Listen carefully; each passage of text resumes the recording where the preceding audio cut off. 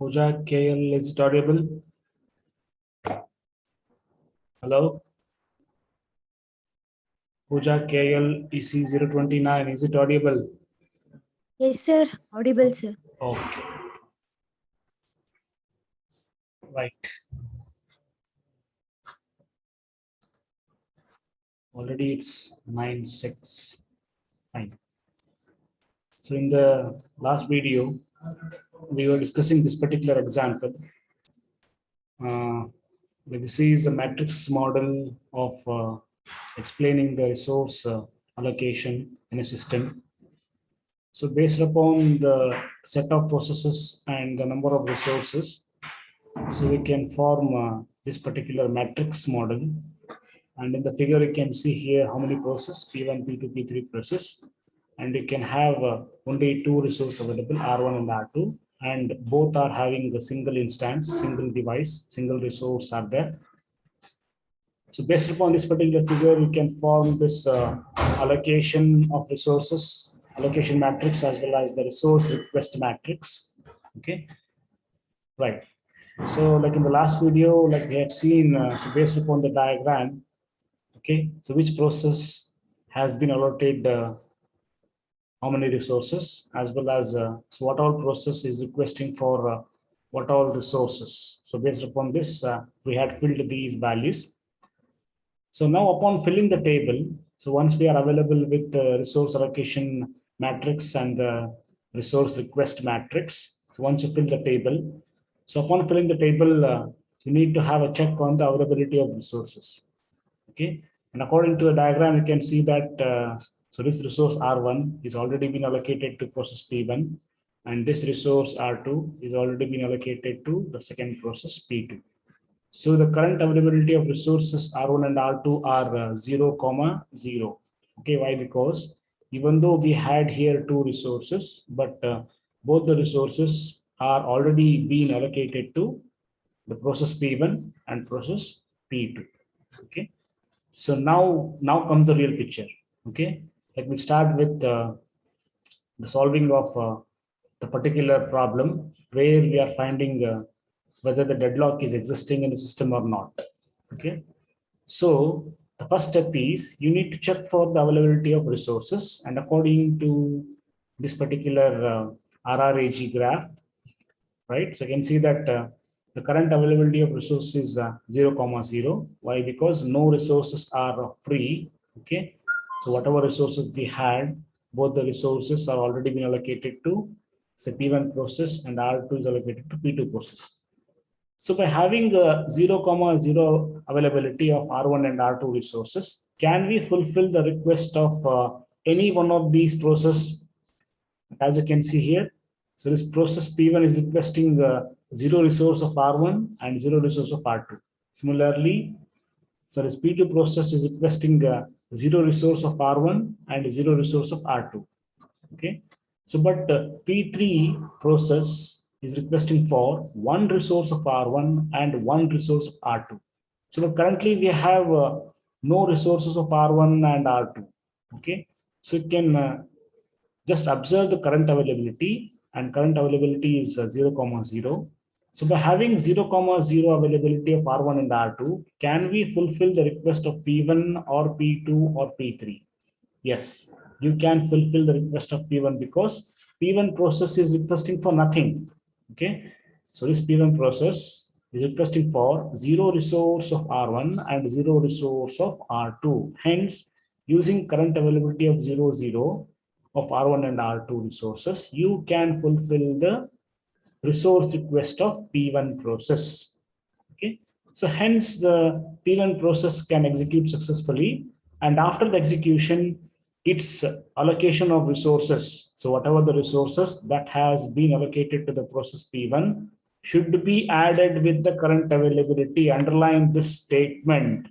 So once the process P1 is successfully executed, okay, after that what we do is, so the process P1 must release the resources whatever it had.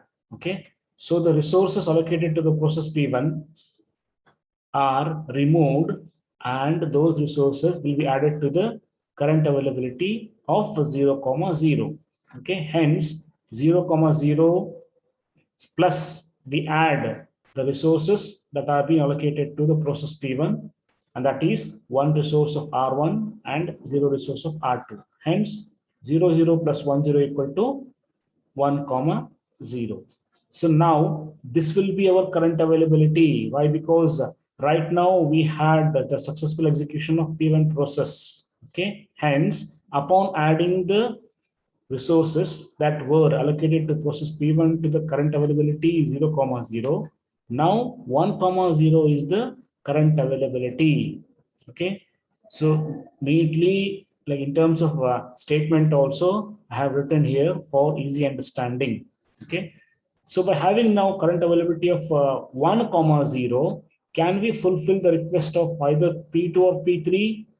We cannot fulfill the request of P3. Why? Because so this P3 is requesting for 1 resource of R1 and 1 resource of R2 as well. So, but the current availability is we have 1 resource of R1, but 0 resource of R2.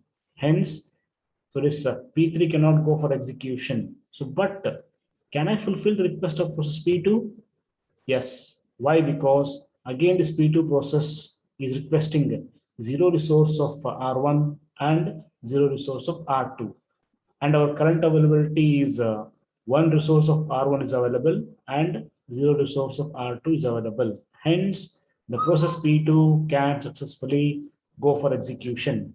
So by having 1, 0 availability, can we fulfill the request of P2? The answer is yes. Why? Yes, because so this process P2 is requesting for nothing, 0 resource of R1 and 0 resource of R2. Hence, now P2 can go for execution. So without any problem. So upon execution of P2 successfully, what we have to do?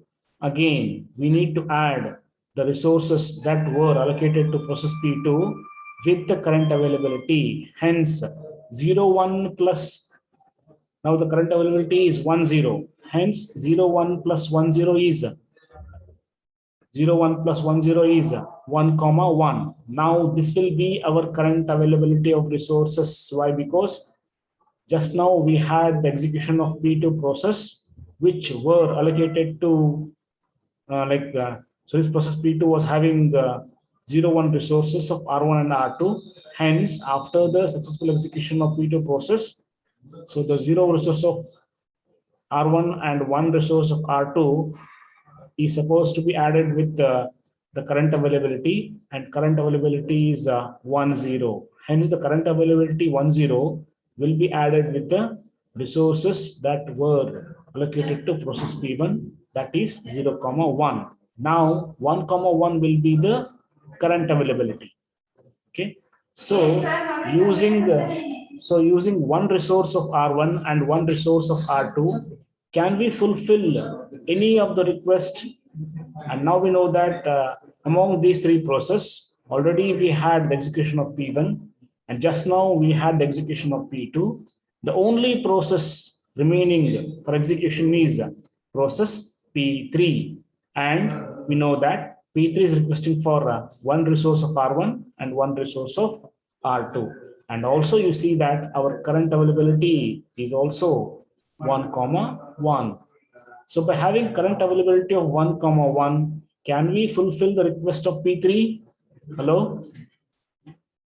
By having current availability of 1, 1 resource, means one resource of R1 and one resource of R2, can we fulfill the request of process P3?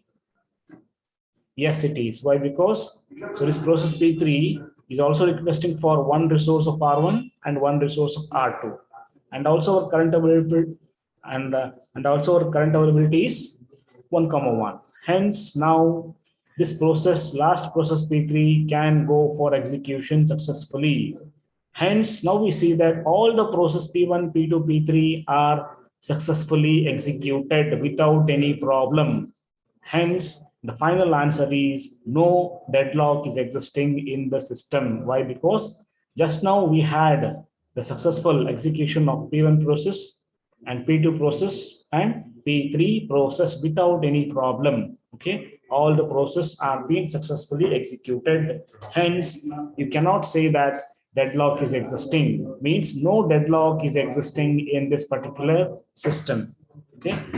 So like you can understand like how we had the solving of this particular problem where we had the three process along with the two resources. So by having or by looking at the resource request and allocation graph, okay, so you can construct the resource allocation matrix as well as resource request matrix. So by seeing the edges and their directions, okay, and first step is to check for the current availability of resources, and based upon the current availability of resources you can have any one of these processes to be going for the execution. Okay, and one by one, just now we had the execution of process P1 first, right? And the resources that were allocated to the process P1 were added to the current availability, and we check for another process. Can we satisfy? Can we execute the second process by having the current availability? Okay, and this goes on, and like we try to have the execution of all the process P1, P2, P3. Okay, of course the order may change here. Okay, I can expect say the process P3 to be going for execution first, and then I can expect process P2, and afterwards I can expect P1. Okay, that depends upon the current availability of resources. So I can have a check of the current availability of resources with the requested resource. Okay, and I can expect the execution of these processes. Okay, yeah. So now the same algorithm, so what we had earlier. Okay, like we have seen the example of the algorithm first, and then let me discuss the algorithm here.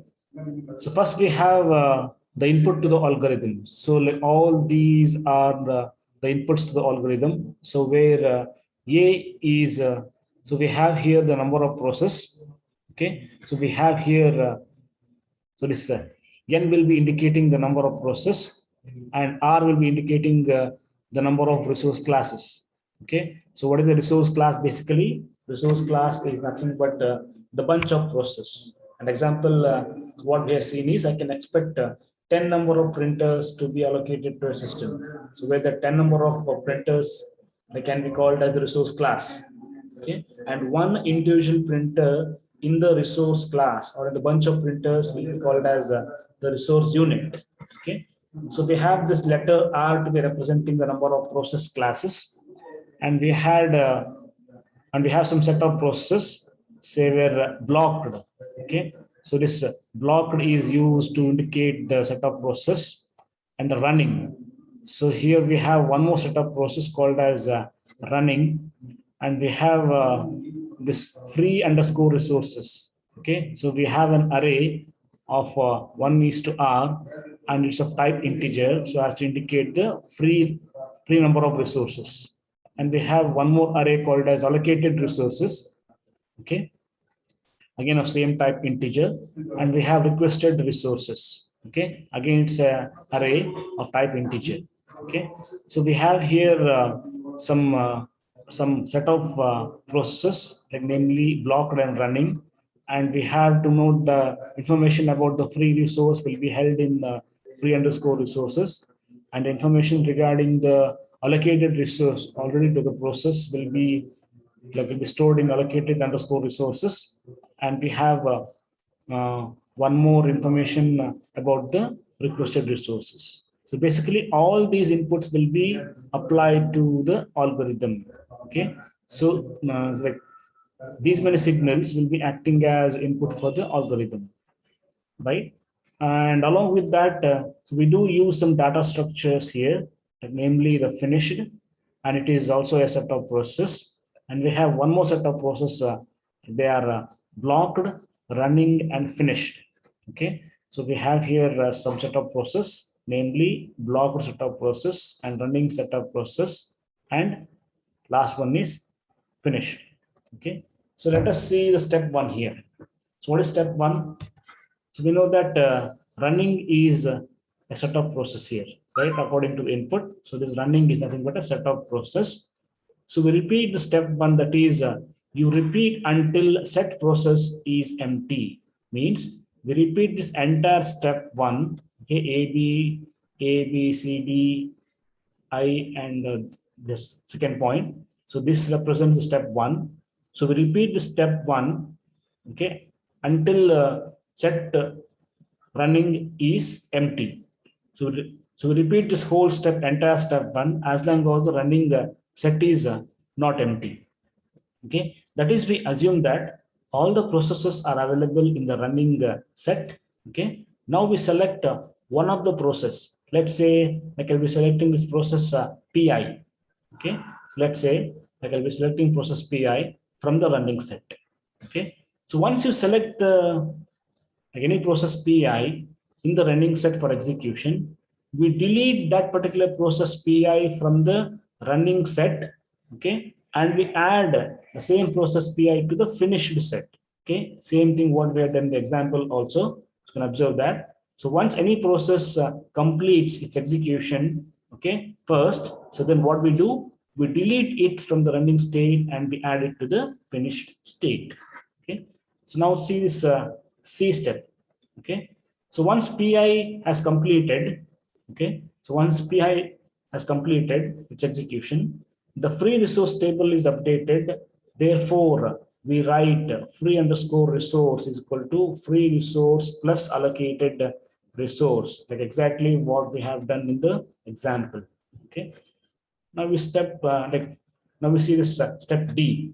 Okay, so upon finishing the process PI process, so we check again the blocked set of process. Okay, and this is done to find so whether any of the process will be able to complete its execution, so with available set of resources. Okay, therefore, so with the existing free resource, we do have a check so whether PL such that like if its request is less than or equal to the free resource. Okay, if yes, okay, so we have a check that so whether any process, for example PL, and if its request is less than or equal to the free request, and if the answer is yes, means that particular process will be taken for execution. So but before we do this, we need to have the updating of the free resources or the current availability of resources. Okay, so now we are allocating the resource to the PL process. Okay, another process PL. So then the free, I mean, now the free resources, right, or the current availability must be updated as free resource is equal to free resource. Here it is. The free resource is equal to free resource minus requested resource by the process L. Okay. So when the resource are allocated, so we do the subtraction of the resources. So you can see here the free resource is equal to free resource minus requested resources, and this step indicates that so when the resources are allocated, so then we are supposed to do the subtraction. Okay, so after this even the allocated resources of the process which is taken for execution must be updated. Okay, therefore we use this particular step. Allocated resource is equal to allocated resource plus requested resource, so as to update. Okay, update the allocated resource of the process, right? Yeah, allocated resource is equal to allocated resource plus requested resource, right? So then we delete the process which was in the blocked state and we add that particular process to the running state, right? So we repeat this process as long as the running set is not empty. So once the running set of process is empty, means we can say that no deadlock will be existing. Why? Because all the process will be executed successfully. Hence, we can say that no deadlock is existing in the system. So, but if again the condition is if any of the process remains blocked, okay, if any of the process remains blocked after testing all the conditions, right? Even though we have some process to be blocked, right? Like in that case, we can say that the particular process is in the deadlock state. Okay, right? And same thing is written here. Like in step 2, say if set block is not empty, so then we declare that process is like the process in set block is to be in the deadlocked condition. Okay, so if any of the process remains blocked after testing all the conditions, so then we can say that the particular process will be in the deadlocked condition. So from examination point of view, so we can practice this algorithm, and example is also shown here. And like this is very much easy. Okay, so just by comparing the current availability of resources with the requested allocation matrix of P1, P2, and P3, so you can go on executing P1, P2, P3. And if all the processes have been executed, means no deadlock will be existing. And if any one process is not able to execute, so then we say that we have a deadlock to be existing in the system. So next topic is handling the deadlock. So basically we have here 3 approaches of handling the deadlock. So one, we call it as deadlock detection and resolution. Second approach in handling deadlock is the deadlock prevention. And the third method of handling deadlock is the deadlock avoidance. Okay. So the information regarding this deadlock detection and resolution. So like here, the description explanation is that the kernel will analyze the state of the resource so as to have a check, so whether the deadlock is existing or not. Suppose if the deadlock is existing, means you can stop some of the processes, and after stopping a particular process, we know that the resources will be taken back from the process, and the same resources can be allocated to some other process, okay, so as to release the deadlock. Okay, so the same thing will be done here. So first, the kernel will be able to see the resource state so as to have a check over the existence of deadlock. And if the answer is yes, yes, we have a deadlock existing in the system, so then what kernel will do is the kernel will stop, okay, the kernel will abort some of the processes so that the released resources from those stopped process can be allocated to some other processes, okay, uh, so as to detect and solve the existence of deadlock. Second approach is the deadlock prevention. So where the kernel will be using a resource allocation policy, and that will make sure that all the 4 conditions, like namely the mutual exclusion and hold and wait, circular wait, and no preemption, okay, does not arise simultaneously. So if you have the occurrence of all the 4 conditions, mutual exclusion, hold and wait, no preemption, and circular wait simultaneously, then we can say that the deadlock will be existing. So, but here the kernel will uh, will use a resource allocation policy, okay, so as to ensure that all the required 4 conditions does not occur simultaneously. Okay, so suppose if I'm successful in this, means like it says that deadlock is uh, impossible to occur. Okay?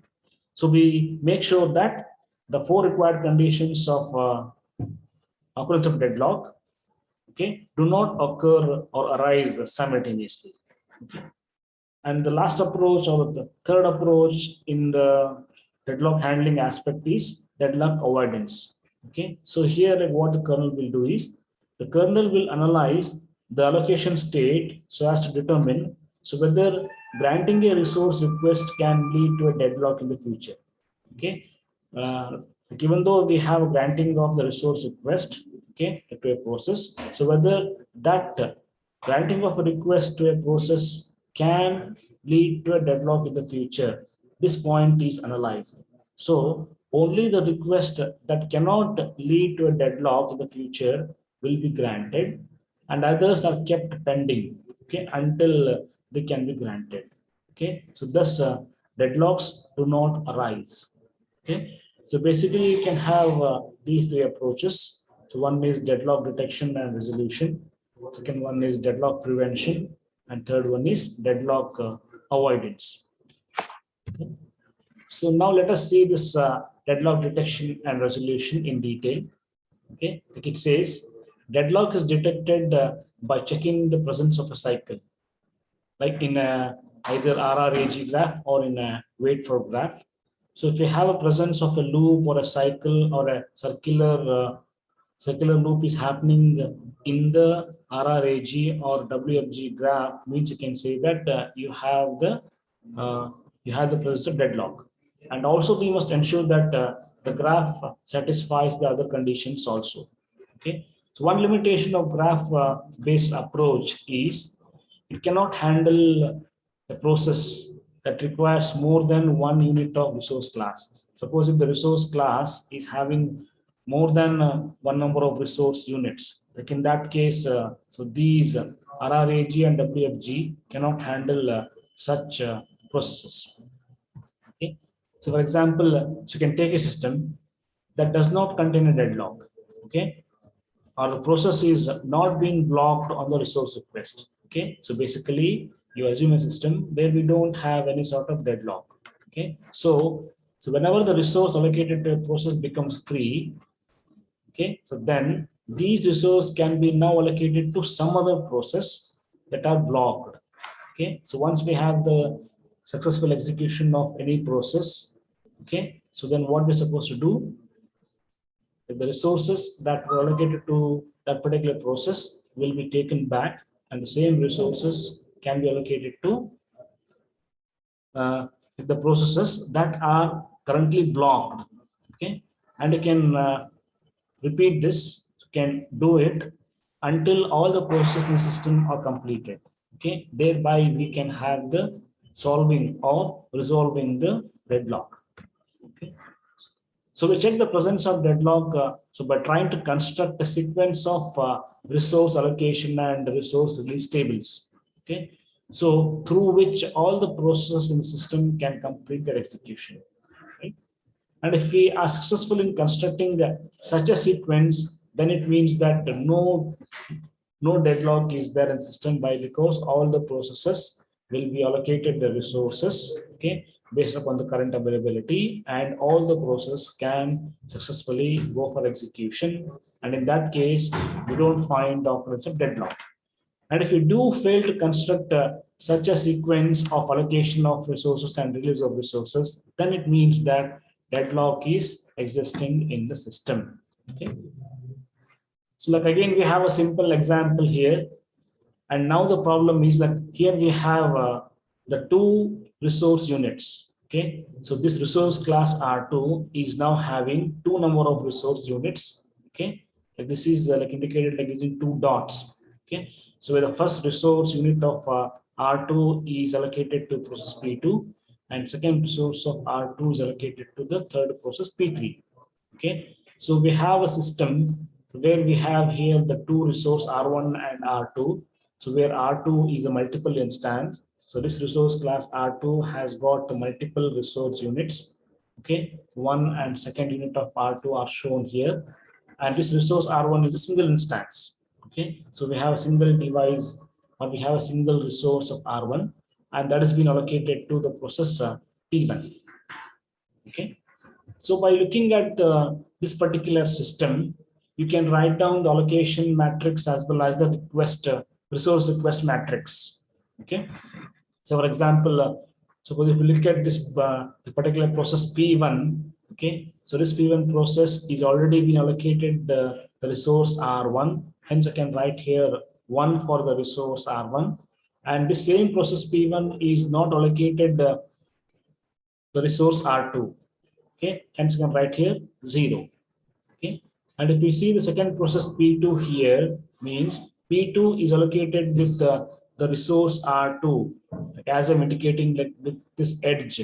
Okay, so this process P2 is requesting for the resource R2, hence hence like here I can write 1, where like this resource R2 is allocated to the process P2, and no resource of R1 is allocated to the process P2, hence I can write here 0.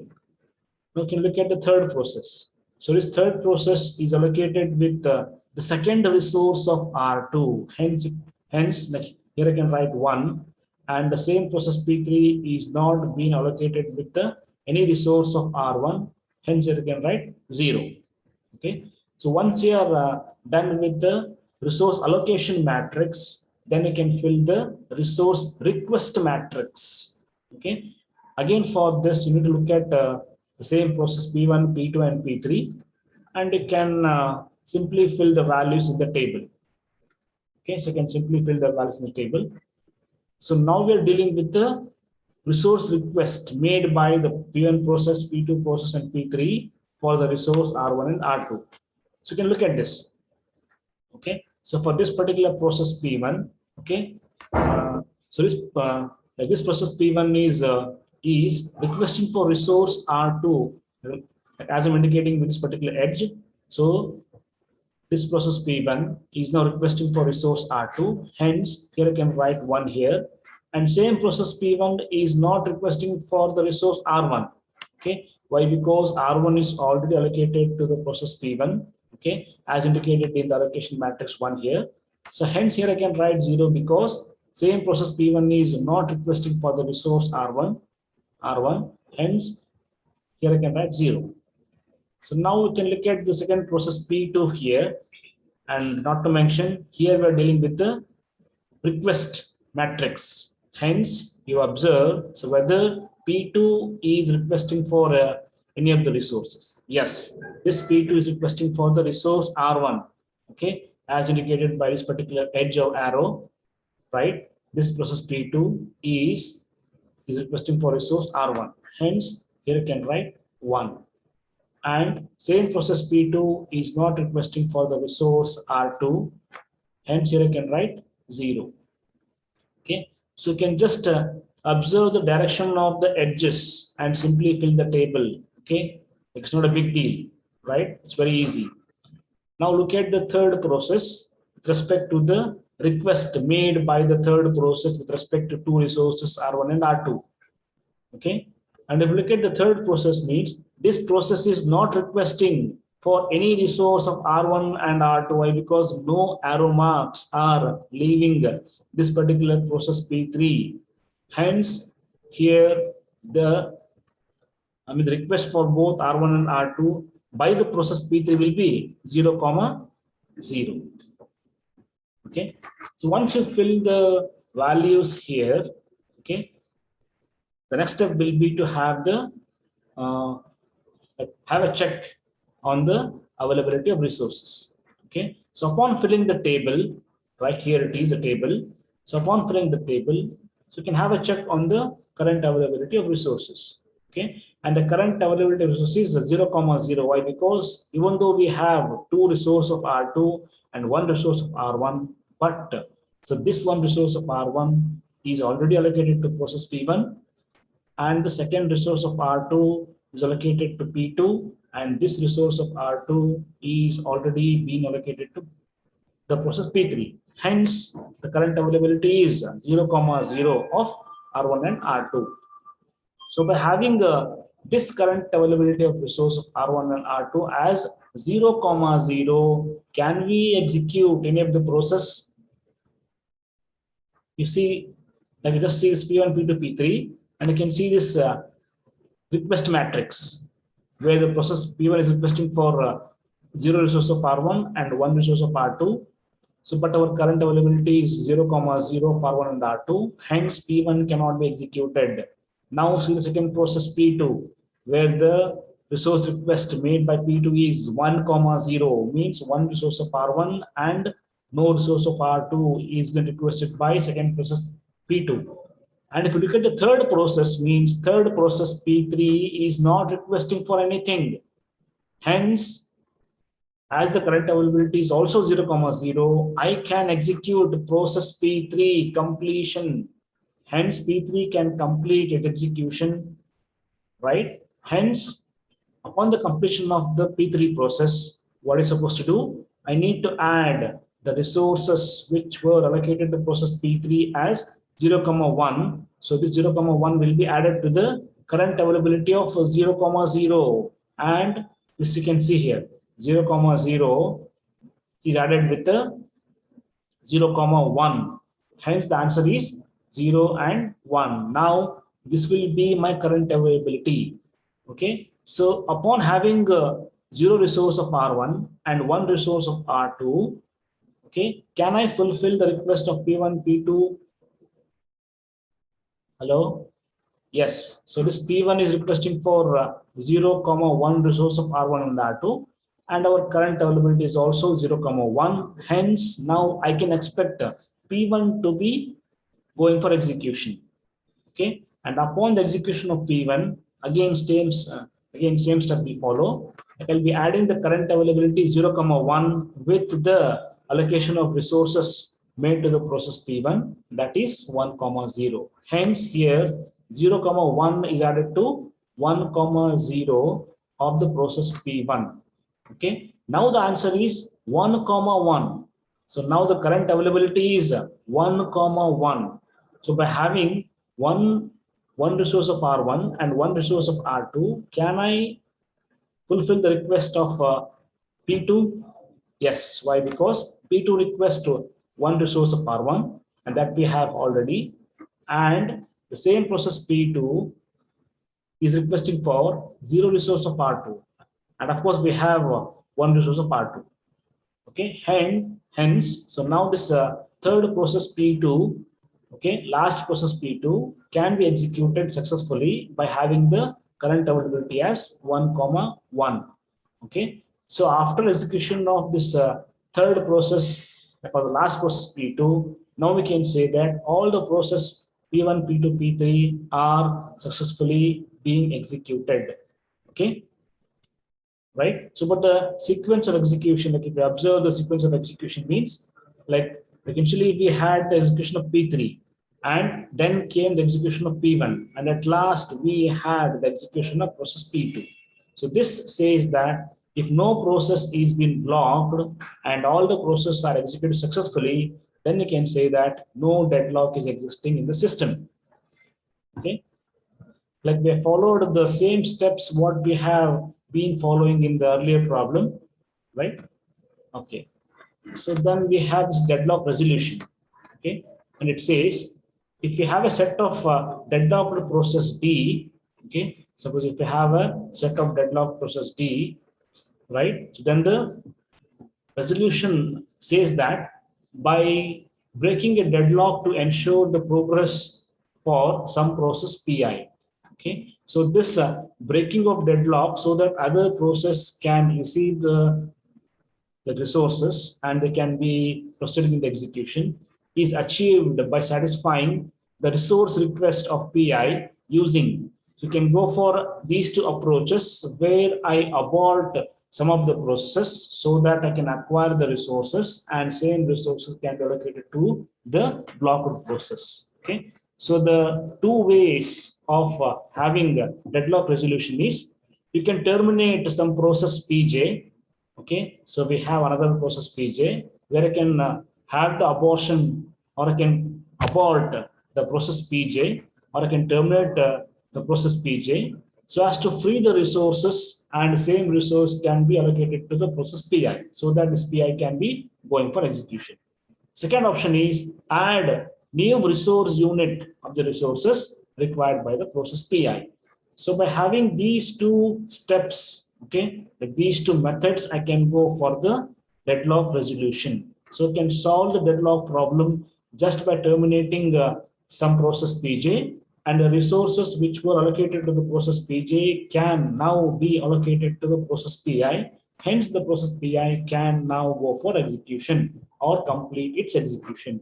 Second option is I can go for the addition of newer